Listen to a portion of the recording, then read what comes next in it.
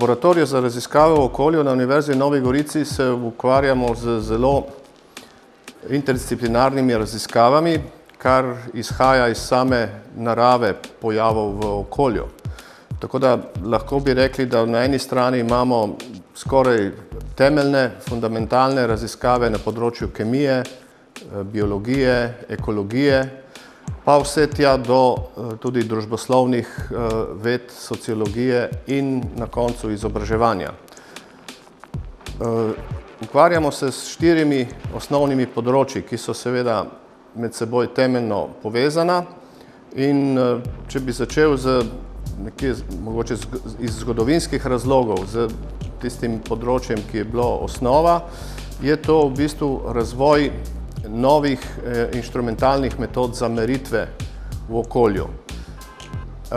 Te so nujne zato, ker pri raziskavah se slej ko prej srečamo z problemom opreme, inštrumentacije, ki novih odkritij enostavno ne omogoča več, ker je pač namenjena temu, kar smo raziskovali včasih. Zato je nujno, da razvijemo nove metode. Te baziramo večinoma na uporabi laserjev in nam dajejo izredno visoko občutljivost pri meritvah, tako da lahko resnično odkrivamo nove pojave, zasledujemo nove fenomene, če tako rečem, in prihajamo do zanimivih novih odkritij.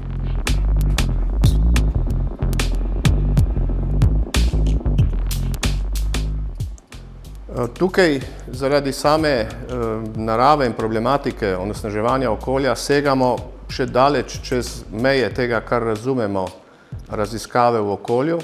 Pridemo kmalu na področje kakovosti in varnosti hrane in celo do biomedicinske diagnostike in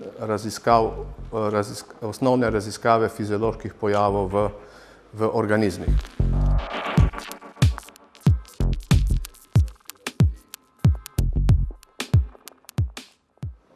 Kot sem že omenil, na področju razvoja nove instrumentacije delujemo predvsem na osnovi uporabe laserjev kot virov svetlobe in tukaj smo med vodilnimi laboratoriji na tem področju, namreč to je oprema, ki jo je potrebno v laboratoriju sestaviti. Kupi se laser, kupi se optične komponente, elektroniko in je potreba potem tak spektrometer, kot rečemo, v laboratoriju sestaviti. In takih inštrumentov je zato v svetu zelo malo. V Evropi mislim, da so 3 laboratoriji, ki se ukvarjajo s tovrstnimi tehnikami in med njimi smo vsi po svoje nekako specializirani. Mi smo specializirani bolj za detekcijo v kemijski analizi in to v pretočnih sistemih v glavnem za tekoče vzorce. To je naša specialnost in kot, da rečem, prototip smo v okviru enega čezmejnega projekta v sodelovanju z Univerzo v Trstu razvili tako imenovani optotermični mikroskop, ki je namenjen diagnostiki akutne poškodbe ledvic v bolnišnicah zaradi uporabe kontrastnih sredstev pri slikanju mehkih tkiv oziroma konkretno ožilja. Zdaj, drugi pomemben dogodek, dosežek, ki ga je iz tega projekta mogoče vredno izpostaviti, je prvo odkritje oziroma detekcija bilirubina v celicah na notranji strani vaskularnega sistema, se pravi tako imenovanih endotelijskih celicah. Doslej smo bili prepričani, da bilirubin, ki je pomemben antioksidant, ki ga proizvaja naše telo, da je prisoten samo v krvi. Zdaj vemo, da je tudi v celicah, kar bistveno zmanjša seveda izpostavljenost teh celic oksidativnemu stresu in tudi omogoča nekako njihovo zaščito ali pa nadzor nad njihovo zaščito.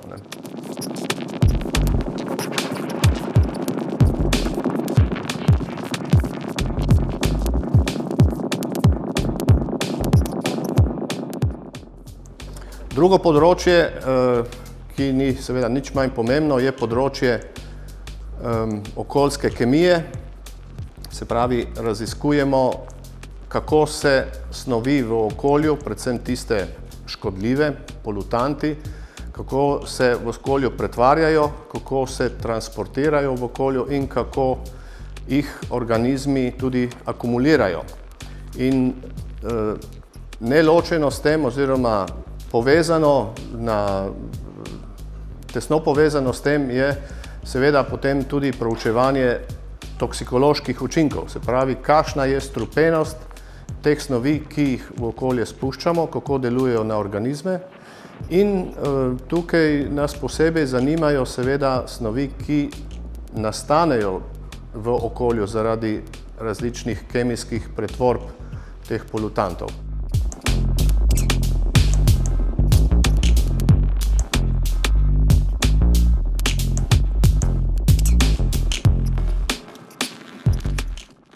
Tretje področje, ki mu posvečamo vse več pozornosti, je pa razvoj materialov za odstranjevanje snovi, predvsem iz odpadnih vod in tudi za čiščenje zraka v novejšem času. To so materiali, ki jih sintetiziramo sami na osnovi titanijevega dioksida in to pomeni seveda, da imajo fotokatalitske lastnosti in jih lahko uporabljamo tudi v povezavi z obnovljivimi viri energije, kot je na primer sončna energija. Na osnovi tega razvijamo fotoreaktorje za čiščenje odpadnih vod, tako v industriji, kot tudi na primer v gospodinjskih aparatih, kot so pralni stroji, ali pa za čiščenje zraka, ne samo v smislu odstranjevanja lahkohlapnih snovi, pač pa tudi za odstranjevanje mikroorganizmov, se pravi, ti fotokatalizatorji imajo tudi baktericidne in virocidne lastnosti in bi jih lahko vgrajevali recimo v klimatske naprave, kjer avtomatsko prihaja do take ventilacije in prezračevanja.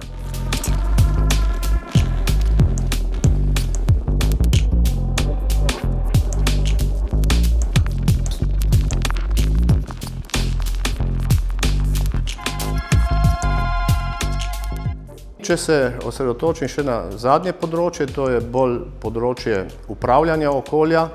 Tukaj poskušamo predvsem ugotavljati, kakšna je trajnost ali sonaravnost, kot radi rečemo, različnih dejavnosti človeka v okolju, se pravi, ugotavljamo, ali so neke nove tehnologije resnično bolj okolju prijazne od obstoječih.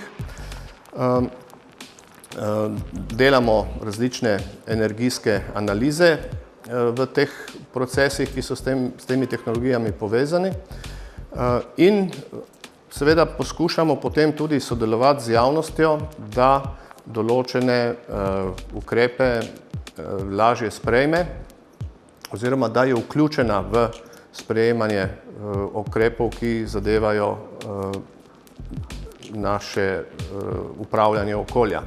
In nenazadnje seveda tudi ozaveščanje, izobraževanje mlajših generacij ali širše populacije je ena od pomembnih aktivnosti. Tukaj se predvsem ukvarjamo s stvarmi, kot je recimo učni pripomočki za poučevanje trajnosti, varovanja okolja in tudi na splošno recimo ekologije, biologije, kjer uspešno sodelujemo z številnimi osnovnimi in srednjimi šolami.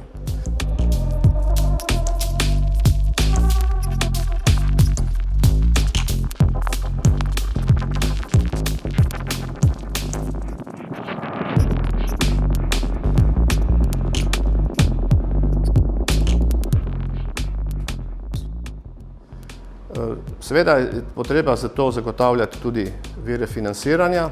Vse več jih tukaj najdemo v projektih čezmejnega sodelovanja, predvsem na področju Slovenije in Italije, tudi v drugih evropskih projektih iz programov Alpski prostor ali pa srednjeevropski program, ki nam zagotavljajo pač osnovno financiranje raziskovalne dejavnosti, v katero seveda poskušamo čim bolj vključevati študente, tako na doktorskem nivoju, kjer smo uspešni pri pridobivanju štipendij za mlade raziskovalce, kot tudi na dodiplomskem nivoju, kjer seveda poleg praktičnega usposabljanja vključujemo konkretno študente preko tako imenovanega projektnega učenja v raziskovalne projekte, ki jih izvajamo, tako da se z lastnimi izkušnjami in se pravi znanjem, ki ga imajo, vključijo v projekt, obenem pa seveda pridobivajo nova znanja in se izpopolnjujejo na področjih, ki sem jih omenjal.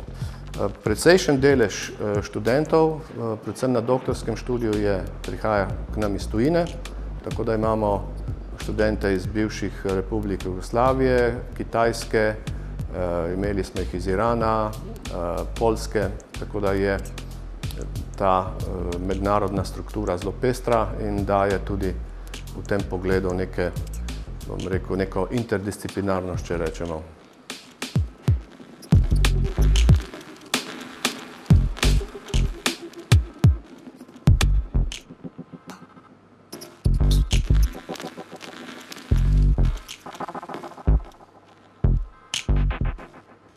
Poleg temeljnih raziskav si seveda močno prizadevamo tudi za čim boljše sodelovanje z industrijo, za aplikativne raziskave. To v zadnjem času podpira tudi Ministrstvo za izobraževanje, znanost in šport, ki preko strukturnih skladov Evropske unije namenja sredstva za vključevanje študentov v konkretne projekte. Tako da zdaj trenutno sodelujemo recimo s Parkom Škocjanske jame na identifikaciji lišajev, ki so pomembni za območje, na katerem leži sam park. Imamo tudi druge projekte z konkretno Parkom Škocjanske jame na področju recimo monitoringa voda. Sodelujemo tudi s podjetji iz tujine, na primer Electrolux, na uporabi teh fotokatalitskih sistemov za čiščenje odpadnih vod. Tako da poskušamo čim bolj gojiti tudi ta aplikativni del raziskav, se pravi ne samo tisti fundamentalni, osnovni, ampak želimo narediti naše raziskave čim bolj uporabne.